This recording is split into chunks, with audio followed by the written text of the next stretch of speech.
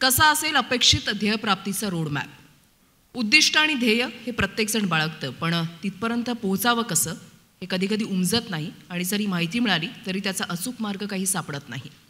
आणि याच अनुषंगानं या सत्रामध्ये आपल्याला मार्गदर्शन करण्यासाठी आम्ही आमंत्रित करत आहोत किर्लोस्कर इंजिन ऑइलचे HR विभागाचे जनरल मॅनेजर धीरज जाधव यांना. TV9 मराठीचे बिझनेस हेड भूषण खोतसरांना विनंती आहे की त्यांनी धीरज जाधव यांना व्यासपीठावर घेऊन यावं.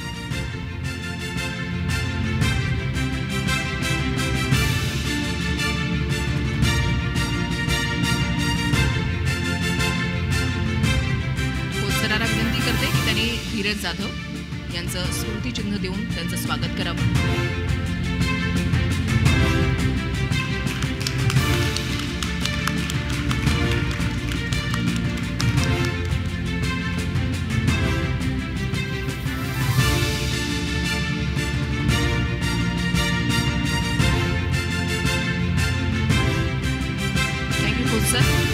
आणि आता मी पुढची सूत्र जी आहेत ती माझा सहकारी सौरभकडे सोपवते. सौरभ.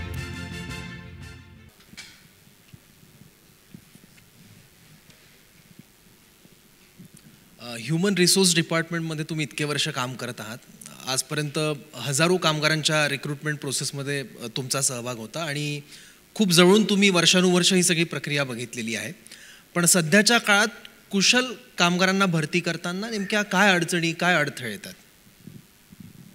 आता सध्या जर पाहिलं तर आमच्याकडे R&D आहे आणि ॲप्लिकेशन इंजिनिअरिंग असे दोन महत्त्वाचे विभाग आहेत की ज्याच्यामध्ये आता इंजिनचे जे इमिशन्सचे जे नॉर्म्स आहेत ते आता चेंज होत आहेत. म्हणजे now we are going phase from CPCB to CPCB4.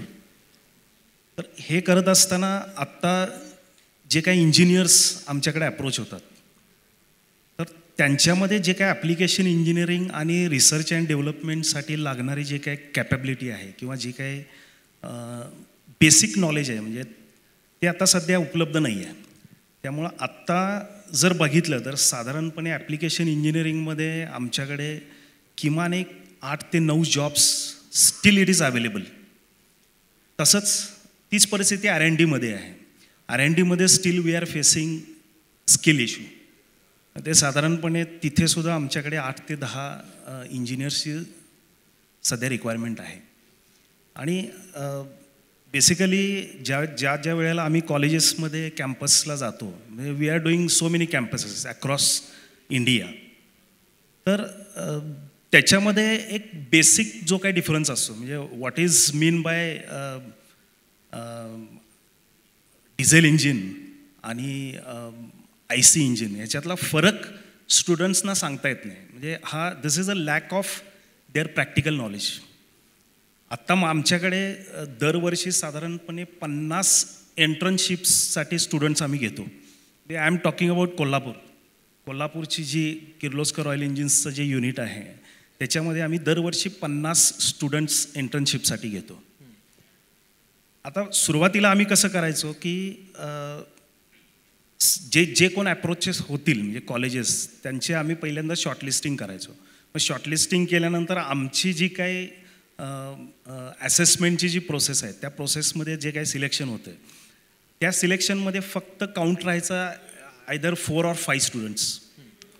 Then we decided नाही मग आम्ही एक सोशल कॉज म्हणून स्टुडंट्सला ती अपॉर्च्युनिटी मिळायला पाहिजे म्हणून व्हॉट वी डीड 3 कॅटेगरीज. एक जे हायली मार्क जे असेल ती एक कॅटेगरी केली, मिडल कॅटेगरी आणि lower category. And based on those categories now we find out the internal projects. मग ते प्रोजेक्ट्स आम्ही तयार केले आणि ते त्यांना डिप्लॉय करतो. आत्ता सध्या तसं चालू आहे. पण our expectation from colleges is they have to visit as Patil sir mentioned की they have to visit the industries आणि त्यांनी बघितलं पाहिजे की what projects is lagging behind. म्हणजे आमच्याकडं बरेचसे प्रोजेक्ट्स असतात. There are so many projects. मग त्याच्यामध्ये जर त्यांनी इन्स्टिट्यूटमध्ये जर त्याचं ॲनालिसिस केलं तर त्या अनुषंगातून चांगले प्रोजेक्ट्स अजून विद्यार्थ्यांना मिळतील. त्याची तयारी त्यांना तिथे म्हणजे करता येऊ शकेल. आणि we are also open for the internship for teachers as well. जसं पाटील साहेबांनी सांगितलं म्हणजे I am ready to take. आणि आमच्याकडं आत्ता एक म्हणजे किर्लोस्कर वसुंधरा इको रेंजर्स म्हणून एक आमची एक कॉन्सेप्ट आहे आत्ता सध्या, की ज्या माध्यमातून आम्ही बरेचसे स्टुडंट्सना बरेचसे projects environment related, waste management related आणि असे अपकमिंग जे काय टेक्निकल सोल्युशन्स जसे आहेत, म्हणजे आता फॉर एक्झाम्पल आता जर आपण कोल्हापूरचा विचार केला तर कोल्हापूरमध्ये सध्या पंचगंगा नदी असेल किंवा अजून बरेचसे रंकाळा तलाव असेल किंवा असे जे काही तलाव आहेत, त्या तलावाच्या सरफेसवरती जे काही वेस्ट मॅनेजमेंट वेस्ट आहे ती वेस्ट काढण्याचं टेक्निक आपल्याकडे अजून नाही आहे कोल्हापूरमध्ये. तर आम्हाला हे इक्विपमेंट जर्मनीहून मागवावं लागतं अंडर CSR. तसे जर प्रोजेक्ट्स विद्यार्थ्यांनी केले तर तो स्टार्टअपसुद्धा होऊ शकतो. म्हणजे we are open for all this things. असं थोडंसं हे माझं मत आहे. पण सर, एखादी डिग्री घेऊन जेव्हा एखादा कर्मचारी नोकरीसाठी तुमच्या दारात येतो आणि त्यानंतर मुलाखती आणि सगळी प्रक्रिया पुढे होते, पण तुमच्या ज्या अपेक्षा आहेत त्या अपेक्षांवर तो जो डिग्री तुम्हाला दाखवतोय तो तितका खरा उतरलेला असतो का, किंवा तुम्हाला जो स्किल सेट एक्सपेक्टेड आहे तो बऱ्यापैकी त्याच्याकडे असतो का, की त्यानंतर पण खूप त्याच्यावर काम करावं लागतं? ॲक्च्युली नसतो. तसंच मी मगाशी सांगितल्याप्रमाणे मग आम्ही थोडंसं त्यात एक सोल्युशन असं काढलं की now we have our own Gurukul. Okay, त्या गुरुकुलमध्ये now we have a process called एक फंडामेंटल ट्रेनिंग असतं, नंतर इलेमेंटल ट्रेनिंग असतं आणि सायक्लिक ट्रेनिंग असतं. असे 3 ट्रेनिंग्स त्यांना आम्हाला कंपल्सरी प्रोव्हाइड करावे लागतात. So then after he will be ready for the deliver his role. Okay sir, technical आणि फंडामेंटल स्किल्स जी असतात किंवा मॅनेजमेंट स्किल्स आहेत, यांच्यामध्ये नेमका समतोल कसा साधणं अपेक्षित आहे तुम्हाला? आता त्याच्यासाठी ह्या म्हणजे मी बरेचसे आता हे नवीन NP पॉलिसी मी वाचली आहे. आता त्याच्यामध्ये मायनर आणि मेजर असा एक ऑप्शन अवेलेबल आहे, किंवा मल्टिपल एंट्री मल्टिपल एक्झिट हा सुद्धा ऑप्शन अवेलेबल आहे.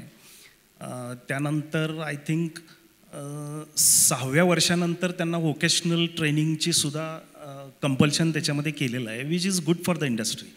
पण हे जर केलं आणि याचं राईट इम्प्लिमेंटेशन जर केलं तर देन आय थिंक आम्हाला ह्या फंडामेंटल, एलिमेंटल किंवा सायक्लिक स्किल्स एवढ्या रिग्रेसली द्यावं लागणार नाही. म्हणजे will get ready resource. Okay. आणि जेव्हा फ्रेशर्स तुमच्याकडे नोकरीसाठी येतात आणि तुम्ही त्यांना नोकरीवर घेता, तेव्हा त्यांना ट्रेन करण्यासाठीची तुमची नेमकी कार्यपद्धती काय असते, त्याबद्दल थोडं विस्ताराने सांगा. आता जर फ्रेशर जर असेल तर फ्रेशरसाठी आमच्याकडे एक मॅनेजमेंट ट्रेनिंगचा एक प्रोग्राम आहे, की त्या मॅनेजमेंट ट्रेनिंगच्या प्रोग्राममध्ये फर्स्ट ब्रँड काय आहे, ब्रँडचा ऑब्जेक्टिव्ह काय आहे, त्यानंतर प्रोडक्ट्स काय आहेत, त्यानंतर ह्या प्रोडक्टचा ऑब्जेक्टिव्ह काय आहे. म्हणजे we are selling trust. This is our motto. बरोबर. Kirloskar is a trust.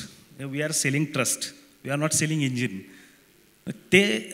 तो माइंडसेट, जसं मग अशी सरांनी सांगितलं की त्याचा माइंडसेट त्या पद्धतीने तयार व्हायला पाहिजे आणि मग then he can deliver mindset. आणि सेकंड फेजमध्ये आम्ही त्याच्या ॲटिट्यूड बिल्डिंगवर थोडंसं काम करतो आणि ह्या दोन्हींची तयारी आम्ही एक साधारण पहिल्या 3 ते 6 महिन्यामध्ये करून घेतो. ओके. आणि मग त्याचा रोलला आम्ही त्याला डिलिव्हर करण्यासाठी ही will be ready for that. बरोबर. पण आपल्याकडे एखादा कर्मचारी काम करतोय तो अपडेट आणि अपग्रेड राहावा, व्हावा अशी अपेक्षा, इच्छा प्रत्येकाची असते.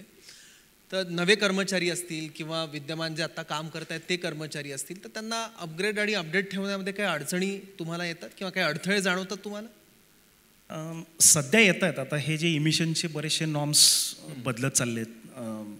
म्हणजे आपल्याला जर युरोपियन मार्केटमध्ये जर आपला प्रोडक्ट तिथं जर चालावं असं वाटत असेल तर त्या इमिशन नॉर्म्सप्रमाणे जी काही टेक्नॉलॉजी आहे किंवा जे काही नॉलेज आहे ते नॉलेज आम्हाला ग्राप करून ते पर्क्युलेट करावंच लागतं. आणि त्याच्यासाठी आमचे म्हणजे किर्लोस्कर इन्स्टिट्यूट ऑफ मॅनेजमेंट म्हणून पुण्यामध्ये आहे. With help of Kirloskar institute of management we are doing all this things. म्हणजे we have to, otherwise will not be in the market. बरोबर. पण सर, गेल्या 20-30 वर्षात टेक्नॉलॉजी जितकी बदलली नसेल तितकी या 4-5 वर्षांमधले आपण बदल अनुभवतोय आणि ते बघतोय, आणि यापुढे ही टेक्नॉलॉजी तितक्याच वेगाने बदलत जाणार आहे. तर हे जे चेंजेस असतात तर याला स्वीकारार्हता किती असते कर्मचाऱ्यांकडून? आता त्याच्यासाठी आम्ही एक सध्या फोरम केलेला आहे की ज्याला which is called town hall communication असेल किंवा क्वार्टरली कम्युनिकेशन असेल वेअर आणि तिसरा एक आम्ही इनिशिएटिव्ह घेतलेला आहे that is we called it as a limitless lab. Limitless lab म्हणजे असं असतं की कामामधून तुम्ही थोडासा वेळ काढायचा आणि त्या लिमिटलेस लॅबमध्ये तुम्ही जायचं आणि you have to explore your ideas whatever. म्हणजे तुम्हाला ज्या काही तुमच्या आयडियाज आहेत त्या तुम्ही आयडियाज तिथं थ्रो करायच्या. त्या आयडियाजचं कन्सोलिडेशन होतं, त्यातून प्रोजेक्ट्स तयार होतात आणि त्यातून आम्ही मार्क काढतो. म्हणजे अशी एक प्रोसेस आमच्याकडे आहे. ओके. आता जे नवं शैक्षणिक धोरण आहे ज्याबद्दल इतका आपण उहापोह करतोय, ज्याबद्दल बोलतोय, चर्चा करतोय, त्याचा कर्मचाऱ्यांच्या गुणवत्तेवर नेमका कसा परिणाम होईल असं तुम्हाला वाटतं? 100% होईल. कारण जसं मी मगाशी म्हणालो की व्होकेशनल ट्रेनिंग जर त्यांना 6व्या वर्षापासून म्हणजे 5+3+3+4 अशी ती मला वाटते कॉन्सेप्ट आहे जी पूर्वी आत्ता सध्या आपली 10+2 आहे. तर याच्यामध्ये त्यांना जे काही बेसिक फंडामेंटल नॉलेज जे आहे टेक्निकल नॉलेज ते तयार होईल आणि विद्यार्थी टेक्नो कमर्शियल होईल. जसं आता मेकॅट्रॉनिक्स ही जी कॉन्सेप्ट आली आहे म्हणजे mechanical cum electrical and electronics म्हणजे that is which is called as a मॅकॅट्रॉनिक्स.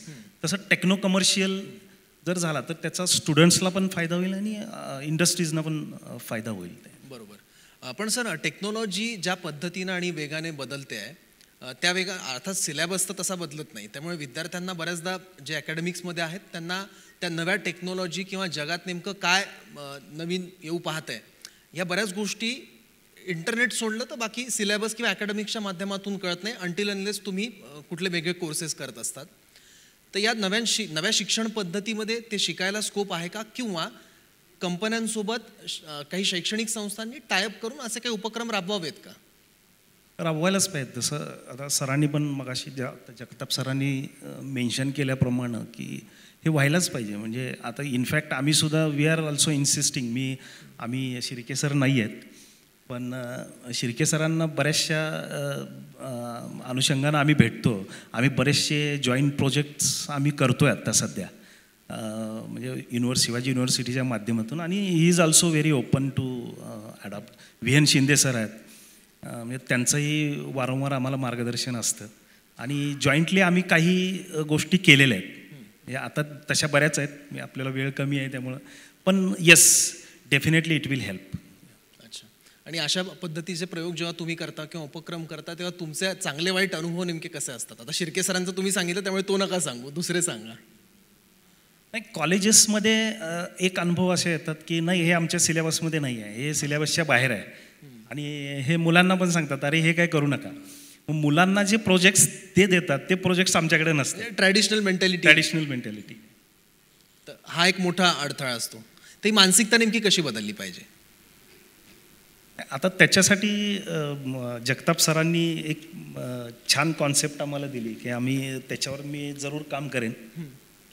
त्यांनी एक क्रिटिकल थिंकिंग आणि प्रॉब्लेम सॉल्विंग आणि इंटर्नशिपवर आम्ही काम करतो आहे, एंटरप्रेनरशिपवर आम्ही काम करतो आहे. त्याच्याबरोबर skill forecasting group yes sir म्हणजे आम्ही तो नक्की करू. We will work on upon this. बरोबर. खूप महत्त्वाची माहिती तुम्ही दिली, मार्गदर्शन केलं. चांगले शिक्षक मिळाले की चांगला विद्यार्थी बाहेर पडतो आणि तुमच्यासारखे चांगले जर HR जनरल मॅनेजर असतील तर कर्मचारी देखील चांगल्या पद्धतीनं घडतील. धन्यवाद सर, आपण वेळ दिला आणि सहभागी झालात, मार्गदर्शन केलं त्याबद्दल. थँक्यू.